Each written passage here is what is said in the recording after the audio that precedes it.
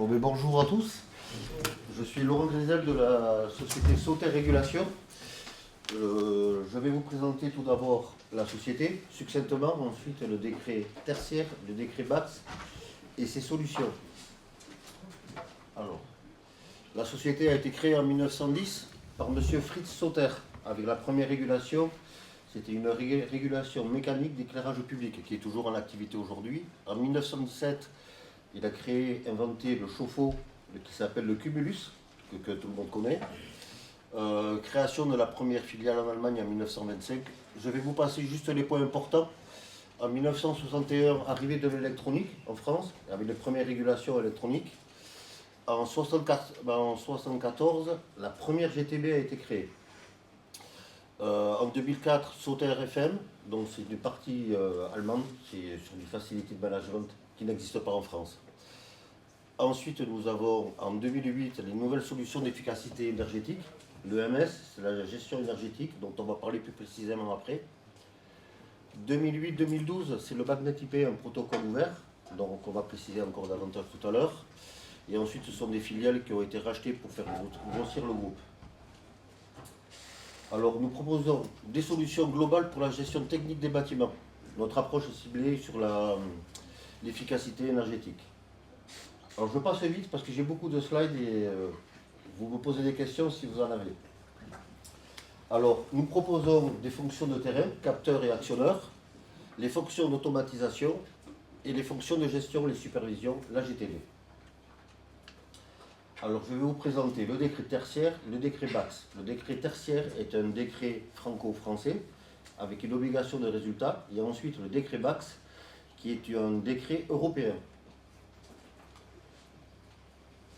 Le décret tertiaire impose une réduction, vous l'avez progressive, de la consommation d'énergie pour les bâtiments à usage tertiaire. Alors, cette partie-là est un peu succincte. Si vous avez des questions, vous pouvez me voir après ou les poser en direct. Alors, qui est assujetti? Ce sont tous les propriétaires et locataires, pour les bâtiments de 1000 m² au moins. L'objectif, c'est une réduction de la consommation d'énergie, donc moins 40 en 2030, moins 50 en 2040 et moins 60 en 2050. Et quelle que soit l'année de construction, bien entendu. Les deux obligations, avec une obligation de résultat, c'est la transmission annuelle sur la plateforme Opéra, et les réductions de consommation d'énergie. Vous avez des questions? Bon. Vous parlez de particuliers, vous ne vous adressez pas plutôt aux collectivités avec des décrets tertiaires? Si, tout à fait. Ah bon, Je ne parle pas de particuliers. j'ai mal compris. Ah, excusez-moi. Ah, parce que tout à l'heure on parlait des locataires. Non, vous savez dans votre propos que vous avez parlé des propriétaires. Oui, parce qu'il y a propriétaires et locataires des locaux. C'est pas du logement. Mais c'est du tertiaire. Les collectivités, c'est juste ça. Voilà, et les collectivités font partie du tertiaire. Hein. Donc on pourra le développer. Alors vous devez transmettre au 30 septembre de chaque année sur la plateforme Opéra vos consommations, vos données patrimoniales, les données techniques, et ainsi que les données et l'activité exercée pour les différentes modulations que l'on peut pratiquer. Le décret BACS, alors, il veut dire, comme c'est indiqué, Building Automation and Control System en anglais, en français tout simplement c'est GTB pour gestion technique du bâtiment. Le décret BACS a été fait en 2 fois, avec 2 normes, une en 2020 et une en 2023, que je vais vous développer sur le tableau suivant. On a la partie neuve en bleu et la partie ancienne en rouge. Donc nous voyons aujourd'hui que sur tous les bâtiments neufs, à partir de 70 kW, il est obligatoire d'avoir une GTB. Sur l'ancien, à partir du 1er janvier 2025, les bâtiments excédant les 290 kW devront avoir une GTB. Et pour les petits collectifs, les petits ensembles, 70 kW à partir du 1er janvier 2027. Alors, elle doit comprendre tous les usages, donc CVC, chauffage, ventilation, clim, les éclairages, l'ECS pour l'eau chaude sanitaire et toutes les productions d'énergie. Excusez-moi. Oui. Quand vous dites là, les grandeurs de puissance, ce qui fait foi, c'est la puissance électrique. C'est les puissances. C'est la puissance nominale du fournisseur, oui. Ouais, Ce qui est marqué sur la plaque. D'accord. Excusez-moi, des équipements ou c'est la puissance de raccordement du bâtiment Non, des équipements. Des équipements. Ouais. J'ai une présentation plus complète, mais comme je n'avais que 30 minutes, j'ai un peu taillé dans le vif. Alors la BACS, elle permet de contrôler, de superviser les installations techniques vues précédemment, donc les 5 autres.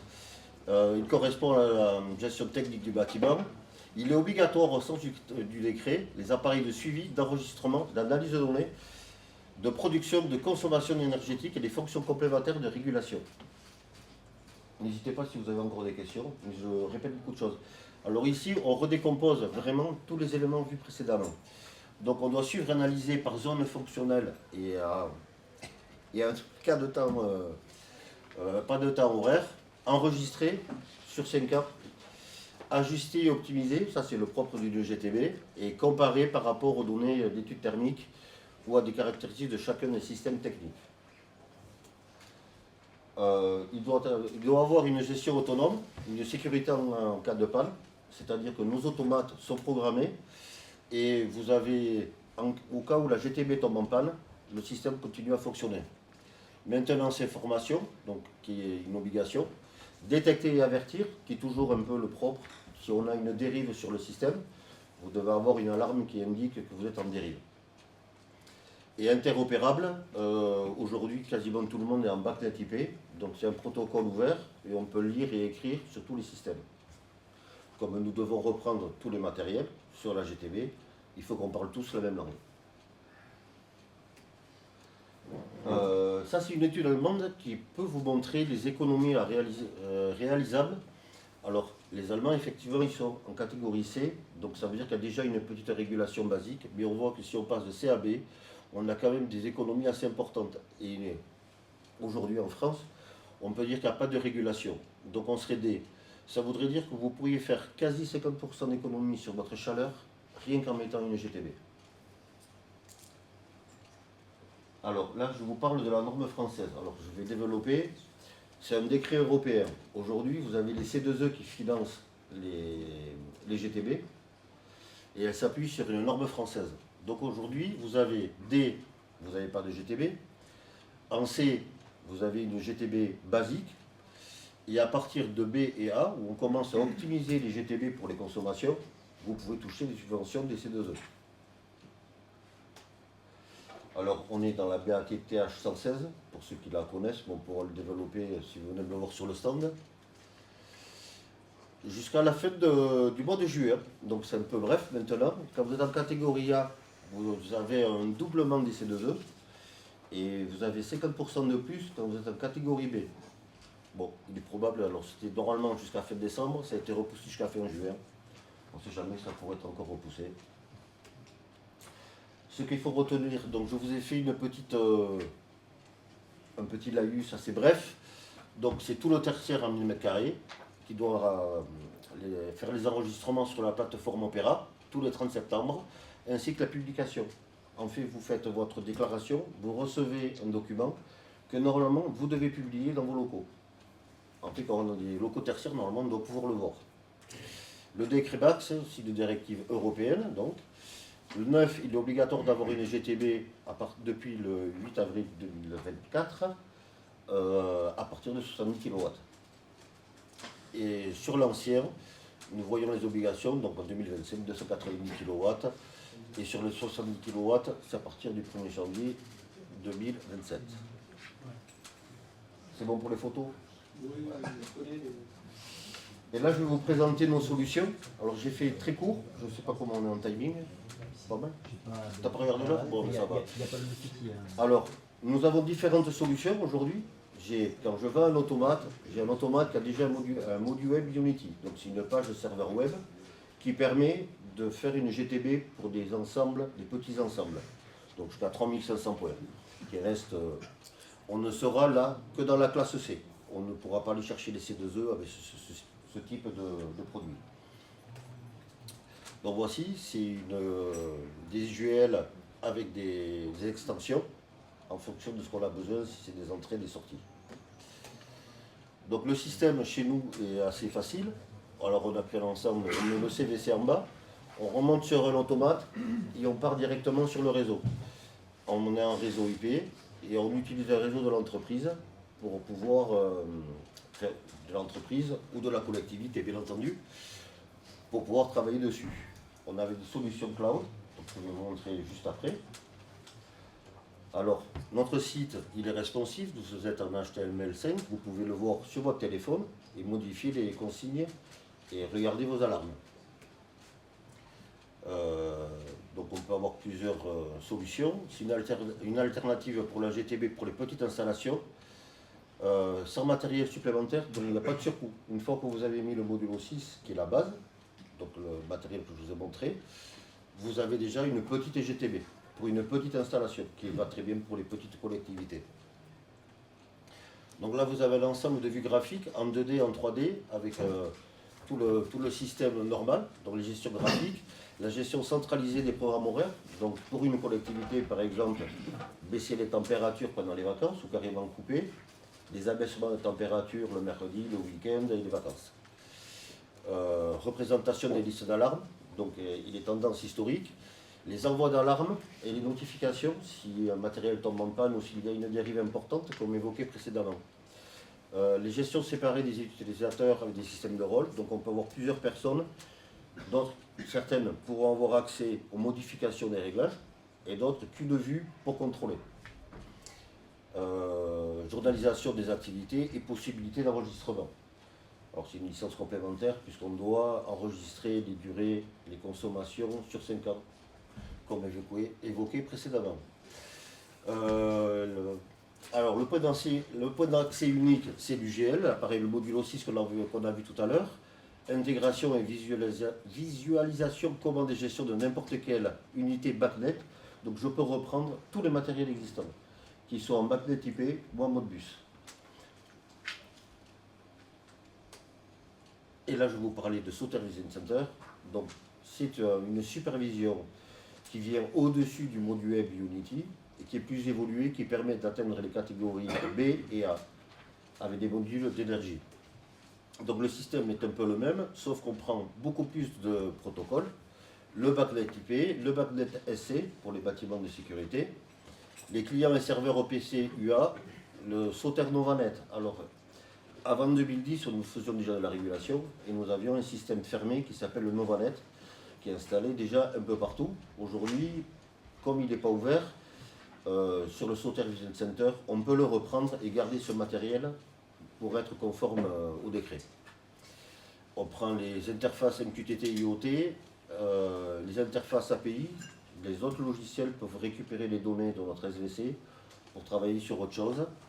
Intégration du jumeau numérique et l'intégration à l'application Sauter MBS. Donc, on va en parler un peu plus tard. Là, vous trouvez un ensemble de solutions dans les commandes de navigation, la visualisation, les alertes, les optimisations.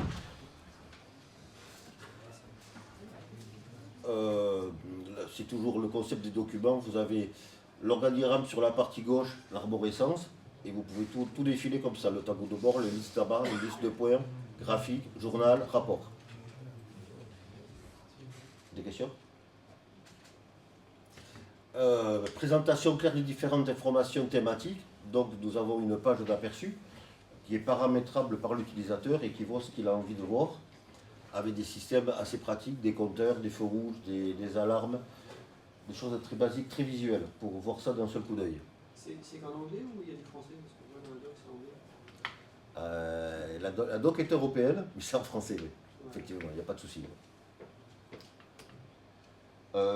Alors, Facility Management plus efficace. Alors, on peut rajouter un module et on peut derrière gérer, réparer et voir les pannes à distance. Ça permet d'aider l'exploitant qui ne maîtrise pas tous les fondamentaux du système. Alors, ça c'est la vision EMM, c'est le module de management de l'énergie. C'est ce qui est demandé quand vous voulez être en classe B. C'est un module d'énergie, vous faites vous avez des camemberts, les consommations, les valeurs caractéristiques, les valeurs énergétiques, et, bon, après l'étalonnage. Tout ça, toutes ces parties-là sont demandées dans le décret pour faire de la gestion de l'énergie. Donc ça vous compare par rapport à l'année précédente, ça vous dit où vous en êtes et comment vous pouvez optimiser. Ça c'est le module. Alors SVC, je vous ai présenté juste avant la solution basique, qui est une extension du module web Unity. Et ça c'est la première brique EMM de gestion d'énergie pour rentrer dans le décret BAX au niveau de la catégorie B et A. Enfin, plutôt B. Derrière, j'ai une autre brique qui s'appelle AEM. Donc ça, c'est la gestion de l'énergie, mais avec l'analyse en plus. Donc vous vous retrouvez avec davantage de diagrammes qui vous permet de suivre de manière plus précise vos consommations d'énergie. Et là, vous pouvez arriver à obtenir de la classe A et donc plus de C2E. Voici différentes vues graphiques. Donc vous avez des compteurs, les feux rouges. C'est des vues très basiques. En fait, sur la page d'accueil, vous mettez ce que vous voulez et ce qui vous permet de voir d'un seul coup d'œil tout ce qui est visible sur votre superviseur. Donc on a une évaluation statique, les fonctions analytiques. Donc vous allez avoir une édition d'un rapport qui vous dit à quel endroit vous avez une surconsommation et on va vous proposer de regarder plus précisément ces endroits-là. Et la visualisation, bon, ça fait 4 fois que je le dis, mais elle est basique, en bas à droite. Merci de votre attention. Je pense que je suis bien dans mon timing, même un peu court. Il reste encore un peu.